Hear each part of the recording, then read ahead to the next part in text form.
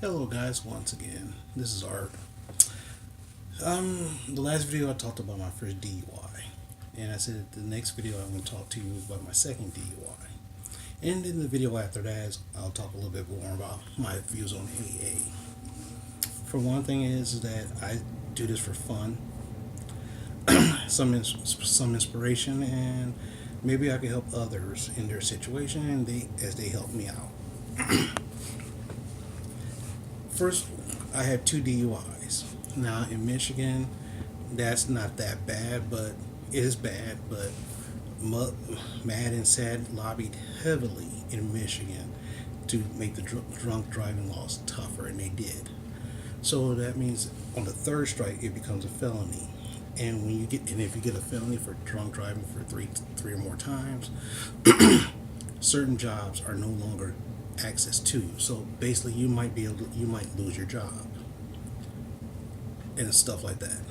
So right now, I'm struggling not to get the third one. But anyway, before I go any further, I still do drink. Yes, I go to AA, but I still do drink. I don't drink as much as I used to, and I'm more careful about it. Unlike the other time where I just like fuck it, I don't give a damn. Well, I'm sorry, I will curse sometimes, but that's okay. Now, my second DUI, I'll tell you how it happened, and then a brief synopsis of the 2 years I went through. Okay, what happened was that day, it was one of the greatest days of my life and one of the worst days of my life. A woman that I was involved with found out that later on it went from kind of like you two. You're just here till I find something better kind of thing. She came into my life and we went out to lunch after I wore out to work. Then after that, I was in a great mood. We haven't seen each other in like about a year or so, and we said we'll keep in touch. So I'm like, okay, that's great, that's awesome. I go home, take a nap, wake up, eat a little small dinner, and then I decided to go out for the night. I was going to meet some friends in downtown Detroit, this place called Corktown. There was one bar that they go to. The problem is I forgot that these guys are early people, so that means they go there early and they leave early. So by the time I get there, they was already gone. So I was like, man, this sucks. Well, let me go to my regular bar. So I'm driving downtown Detroit to get to the freeway till I can get there faster. They had the Detroit Tigers game and the Eminem Rihanna concert the same night, so it was jam-packed. So it took me over an hour just to get from downtown to the freeway to where I wanted to go. And plus there was construction there, so that made it fun. Finally made it to my local watering hole, my favorite bar. Had a couple of drinks there. No big deal, right? Not a big deal. And I said, I'm thinking about heading home for tonight because I was kind of tired. I'm going to head home for the night, you know what I'm saying? No big deal, right? One of the people I know, she used to work at a bar I used to go to, and she was a bartender. She got engaged, and of course, it's all over Facebook that she got engaged, and of course, I said congratulations and stuff like that. And she said, "Oh, hey, how's it going?" I'm like, "Okay, cool. We're gonna go out to this bar tonight. Why don't you come meet us there? The whole gang's gonna be there." And I'm like, "Okay, cool. Yeah, I'm just at this one bar here. I'll be there in a minute." My first mistake was going to the bar where the whole gang is there. When I'm with the whole gang, so to speak, I drink way too much. The second mistake I didn't eat anything, so it really did affect me. I got to the bar, I drank as usual. I drank a lot. I got a lot of free drinks too. So so I was feeling really good. Bar closing, I leave. There's like three different driveways to get in there. Into this, it was like in a shopping complex kind of thing. One bar was on one side, the other bar was on the other side, competing bars against each other. So there's like three different ways. So I decided to take the middle one instead of going to the far right or the far left one driveway. The middle one, in Michigan we have those turnarounds where you can turn around from north to south or east to west without going too far. So Stupid me. I take the middle one. Didn't even notice it says right turn only. So I went to the straight to the turnaround and I left. I'm driving. Everything's going good. You know, I'm like, dude, I'm hungry. There's a place down the street. Yeah, I want to go there to eat. Get a little of this sober up a bit. Next, all of a sudden, lights start flashing. I'm like, oh, great. Well, okay, well, they're probably just gonna say some stuff, and I'm out the door. So I pull up, and he said, "Did you know what you did?" I'm like, "No." "Do you know you were speeding?" I'm like, "Yeah, I kind of had to use the bathroom." "Well, you made a turn, the wrong turn. Basically, I made a wrong turn." I'm like, "I don't remember this." I'm like, "Really? You had much to drink?" And I said, "Not too much." And they went through the whole rigmarole, the road test, and everything else, and I just completely bombed everything. "Sorry, sir." And like, "Sorry, sir, we're gonna have to arrest you."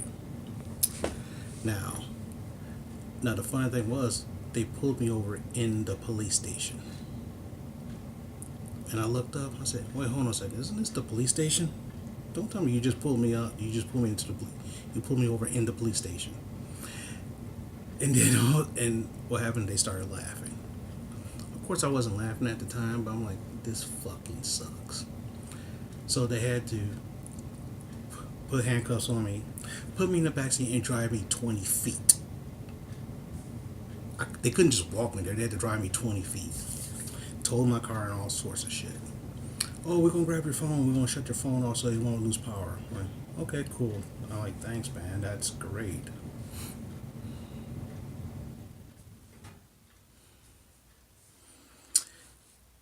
Anywho, so I spent the night in jail, and so I got one phone call. I called my mom. So like, "Hey, I'm in jail right now," and she's like, "Okay, I'll come and get you." I'm like, "Okay, cool." I'm like, "Yeah, I get the bill. I get bailed out. Sleep at home. No big deal, right?" I'm like, I said to myself, "Oh, in my wallet, there, I have a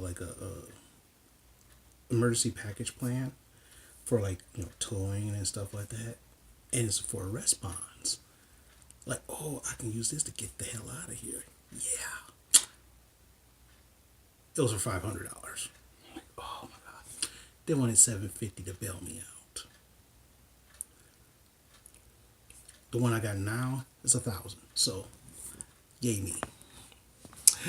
So what happened was my mom got the money to bail me out, and it's like they told my mom that you can't pick him up until for 12 hours because he has to sober up. We can't let him leave drunk. 12 hours. I'm like, sheesh. This is like 3 o'clock in the morning. So that means she had to wait till like 3 o'clock in the afternoon to come get me. So I'm sitting in the jail cell bitching and moaning and bitching and stuff like that. And I'm sitting right, and I'm in a separate cell. Like the first one, like the first DUI I had, there were these magazines to read. There's nothing here. It was midsummer. The jail was cold. They had the air conditioning up so high, and I had to wear actual jumper or prison clothes, the orange prison clothes. And I'm like, oh, great, this fucking sucks. So here I am. I'm starting to sober up a bit. I'm looking around. It's like, damn, how the fuck did I get into this mess? Well, Art, you didn't really did it this time. I'm like, okay.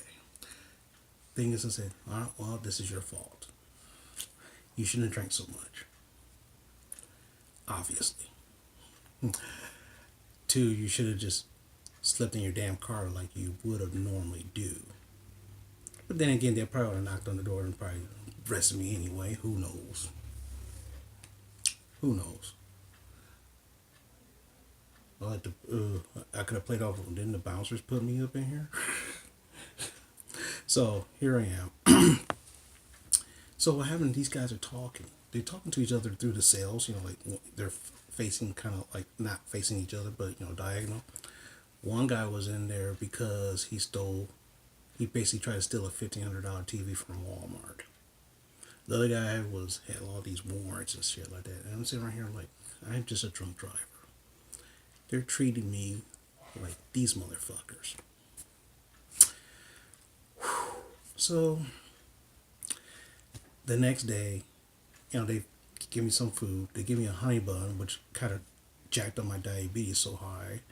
I mean, tell you the drinking didn't really fuck that up, but it screwed it up a little bit. But that it's, but it once I sober up, it dropped significantly. That's one of the reasons why I kept drinking. The honey bun, as soon as I ate it, I was like in a man. Tell you the truth, I was like sugar rush. Like, oh my god, my head was pounding and everything else. I wanted something. I was dehydrated. I'm drinking this nasty, cruddy ass toilet water. Like they have a toilet that you take your piss and shit in, and on top is a water fountain. I'm like, and that was gross as hell. So that made me want to throw up even more. So 3 o'clock, they let me out. They said, okay, well, here's your clothes back. $25. I'm like, $25 for what? You have to have $25 for the suit that they give, for the prison clothes they give you. So they charged me $25 for that. I'm saying, here, you're gonna jack this, you're gonna charge me an arm and a leg. Why don't you just can't take it? If I didn't have the $25, I couldn't get it out. So like, oh, shoot. Luckily, I had the $25 in my car. Luckily, I had it in cash. Whew. So then I go out. I try to call my mom. Couldn't reach her. My phone's about to die. So here I am. This was in Roseville. I live in Southfield. By freeway, it's 15 minutes.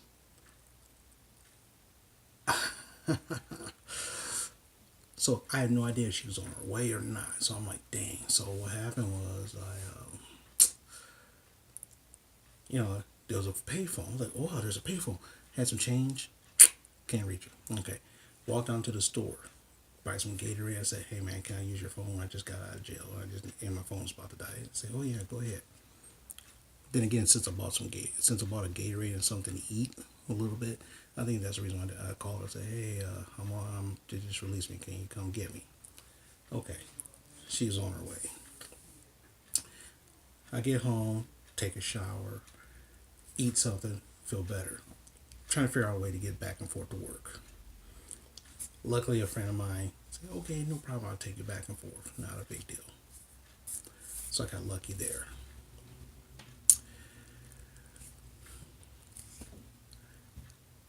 Line up a lawyer real fast. That's $1,200. Okay, so then they said, okay, well, your court date's here this certain date. So what happened is I took a day off so I can get my car from the impound, and what happened was they were really dicking around, like at noon. Trying to find a place was hard. At noon, if they count another day, I got there at 11:30. I said, well, you got your proof, you got your ID. Well, I don't have my ID, so I had something that says I can drive. I got a letter from the jail that I can pick up a car. Oh, you don't have your proof of insurance. I'm like, it's in the damn car. So the guy goes out and looks for it. Oh, I can't find it. It's like 11:55. I said, I bet you I'll find it in 5 minutes. Open the glove box, have it in a Ziploc bag. Here it is right here. Oh, here it is. Oh, I didn't see that. Of course not, because if you would have dicked around, you would have charged me for another day. Dick asses. And she was like, well, it's kind of, I was like, well, hell, I was here. It told you it's in my glove compartment. That's why how I know. And you was dicking around. You ain't charging me another day. And they tried to charge me another day, and then they, when their boss was like, well, yeah, you were kind of dicking around. Okay, fine. So I get my car, take off. And that was like $250. I'm like, okay. So what happened? My lawyer says you should start going to AA to show proof that you're trying to do something better. So I'm like, okay, fine. So I do some research on the AA real fast. Then I found out there was this one group. Had a meeting that night, so I show up there. They seem pretty cool. This is the group I go to now. And the thing is, it was a really cool. They're a really cool group, so that was fine. So then I started going there. Like, okay, I'm just doing. I'm like, I'm just doing this just to make my court things look good. So I had my preliminary thing. The judge, oh hey, oh, Well, you had to take it out. You had to take this test.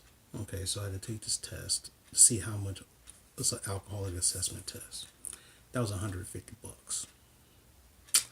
I'm like, Lord, every time I turn around, they're charging me for something, and I'm like, man, I'm like, this is fucking ridiculous.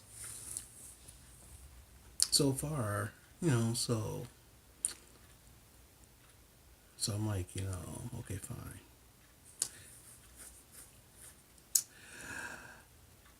Long story short, I take this test. This test is designed to make it look like you're a really bad alcohol. You have a problem with alcohol. Either you have a problem and you realize you have a problem, or you don't even have you have a clue. You don't have a clue, or you have no fucking clue. That's how it's designed. So guess how I scored. No fucking clue. Really. So long story short, my lawyer was like, okay, this is what they recommend: 2 years probation, AA meetings, drug and alcohol counseling. I said, wait, why do I have to have drug and alcohol counseling and AA? It's the same thing. I'm like, I don't really want AA if I had to do drug and alcohol counseling. Now, what happens is I'll explain a little bit more about that in the second AA talk I want to do. But and he's like, well, and they want 2 years probation, okay, because you pled to the lesser charge to get out of there. So what happens? We go in front of the judge. The judge, I was the first person called. Basically, he did this to make an example. He did this to make an example. He used me to make an example of the court. So he just laid into me. My lawyer, I'm looking at my lawyer looking at me like, what the fuck? This is not the same judge. Like, what the fuck happened? Because his lawyer had access to everything too. So he was like, I don't understand what the hell's going on here. He's like, I don't, and he's thinking to himself, and he's like kind of bewildered, like, what the fuck's going on? So he actually sentenced me. And the one thing he says, if I catch you drinking, I'll throw your ass in jail. Like, okay. All right, fine. We get out of there, and he looked at me, and I don't know what the fuck to happen here. He said, everything he put up, the judge shot his ass down. Everything. And I said, well, what about the bond? Well, guess what? Because I live with my mom, I'm like, dude, I pay my mom's mortgage. I'm paying my mom's mortgage, which is $1,500 at the time. Hello. So $800 was like, okay, so fine. I didn't get that back, so they applied it to the balance. Okay, so I had to, I'm like, damn. He's like, sheesh. Man, he really laid into you. He's like, sheesh. I don't understand what happened. I had the same information that everybody else has, and they didn't even lean towards that way. So I'm like, okay, here's my long road, 2 years. And that was in October of 2016. Oh, 2015, I believe. Yeah, 2015. So I started going to AA twice a week, going to alcohol counseling. It was twice a month. Shelling out money. Now, here's the thing. Before the incident, I had about $5 to $6 grand in the bank, and I was using that to get. It's like, ooh, with this $5 to $6 grand, if I can add in a little bit more, take 10 grand, I can throw $5,000 into another car. The court just started eating that shit up. Drug and alcohol counseling, eating that shit up. Random drug and alcohol testing, eating that shit up.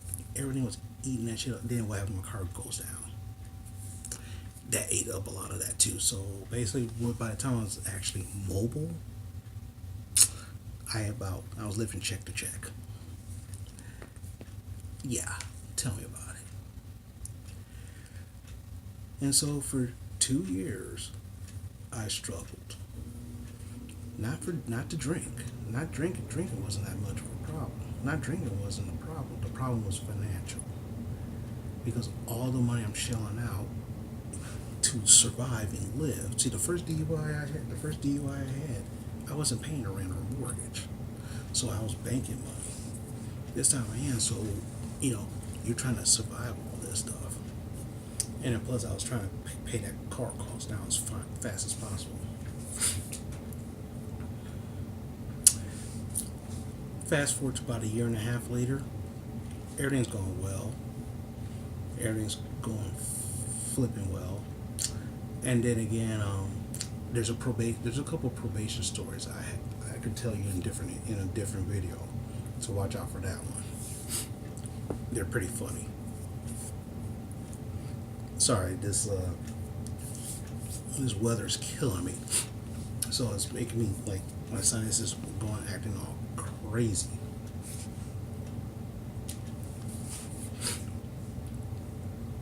So here I am, year and a half into it. I get off of work. See, my probation was every Monday between 1 and 4. I get off of work at 2 o'clock. Because the probation meeting is only 10 to 15 minutes. So if I can make it there before 4 o'clock, that's great. Because the thing is, my AA meeting started at 5. So by the time I talk to them, I'll be just in time for my AA meeting.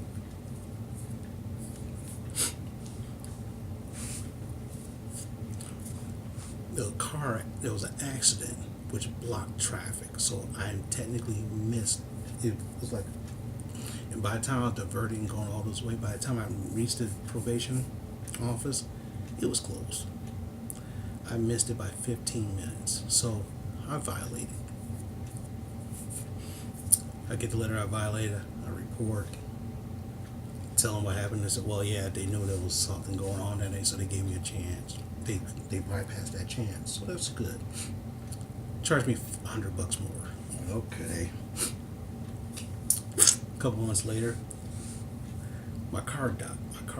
My car wouldn't start, so I couldn't take a drug test, so I violated again. Oh, and the funny thing is like I said, I'll talk about probation violations and my probation violations on a separate video because I don't want this to be too long. But let's just say by my second violation, he said, if you could pay $100 today, you'd be, I said, so how much I owe left? He said, oh, $250. I said, $250? Mm-hmm. I'll pay this now. Oh, you gonna pay the rest of it off? Yep. Would I be discharged? Nope. So I had 4 months of no payments. I was paid off 4 months in advance. But I still had to report. Then I got sick. I had a staph infection, which made me miss a couple drug tests, and I was in the hospital for over a week. And plus, they was giving me morphine, which is like a narcotic. So even after I take the drug test and everything else, I would have violated because of drugs. Luckily, I took all the information I had there and all the medicines I had to the drug testing facility. Then what happened was I had my probation meeting. I went there. They looked at me. I was like, "Oh wow!" I said, "I missed the drug." So, "Oh, you missed a couple drug tests." I'm like, "Yes, I was in the hospital." Really? Here's the paperwork right here. So what happens is, if you're on probation, if something happens, keep your paperwork. Don't lose it. It will save you. So what happens? He looked and said, "Oh, you had a staph infection. Oh, pretty nasty. did you have minor surgery? I'm like, yup. And he's like, yeah. And I said, well, okay. And I said, you know what? I said, I showed them recently all that information I'm showing you so you can photocopy for your records. Oh, so that way, if it comes up something wrong, they already know about it and they photocopied it. And plus, no matter what, I always carry it with me. And he goes, well, okay. And I said, well, here's a question. I'm supposed to be discharged in 2 weeks. He goes, well, you know what? Since you've been doing pretty good and you don't owe us any money and everything else, you know what I'm going to do? I'm going to discharge you right now. You're free to go. Good luck to you. I'm like, okay, cool. I was walking with a cane because I had, because my hip was curved. I drive home free probation. And I was like, yeah, 2 years. Some days it was pure hell, and some days it wasn't. One of the reasons why, because every holiday, the day after every holiday, you have to do mandatory testing. And what happens is that only one testing facility knew that. So the one regular testing facility I go to, they didn't know. Like Labor Day, the day after Labor Day, I had to go test. Oh, we didn't know that. I said they tested. They had to call the courts to figure that out. I was like, how come you guys don't know this? So which means I say it was kind of lacking in preparation. So I start the day after. I went to the one down the street from the court, and they said, okay, no problem. But other than that, everything's cool. So that was in a nutshell my second probation. Of course, there's more things that happen, but I'm trying to keep this thing short. So the takeaway from this is this: there's nothing wrong with you drinking. If you want to drink, go ahead and drink. Like I said, I still do. But I drink very sparingly, not too often. And also, I don't get behind the wheel anymore if I drink. If I drink one, like if I'm out like at a bar or a restaurant, I might drink one and that'll be it. But, if someone else is driving, I'll drink, of course, a lot more. But never drink and drive again. It's not worth it. Now, if you're like shelling out shitloads of money, taking random drug and alcohol testing, pissing in cups and stuff while people watching you, but if that's your cup of tea, go for it. But it's not worth my time, not worth my energy. And that's my takeaway from you. Okay? Talk to you guys later. So should I talk about the probation stories? Or do the AA? I'm not too sure which one, but we'll figure that out. I'll try to do that this week. All right? Talk to you later.